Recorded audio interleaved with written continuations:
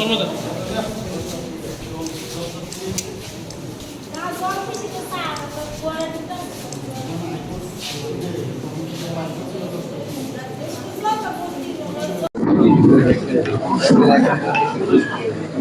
তো এর আগেও একটু আগে বলেছিলাম যে আমি কমলপুর যখন পৌঁছাই তখন আমি খবর পাই যে আমাদের ওয়েস্ট ডিস্ট্রিক্টে এবং খোয়াই ডিস্ট্রিক্টে হঠাৎ করে জল চলে এসছে।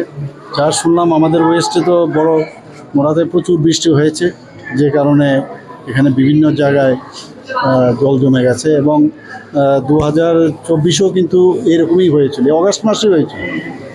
এখানে এলাম এবং সবাই এখানে কাজ করছে, আমাদের ডিএম সাহেব থেকে আরম্ভ করে আমাদের সেক্রেটারি থেকে আরম্ভ করে সবাই আছে। আমি ওখান থেকে টেলিফোনে ওনাদের সাথে আমি কথা বলেছিলাম এবং আমাকে যা বলা হলো প্রায় এখানে ডেঞ্জার লেভেলের 11.22 ডেঞ্জার লেভেল থাকে মিটার, তার থেকে উপরে চলে গেছে। এখন আস্তে আস্তে করে 11.16 চলে এসছে, মানে আস্তে আস্তে রিসিড করছে।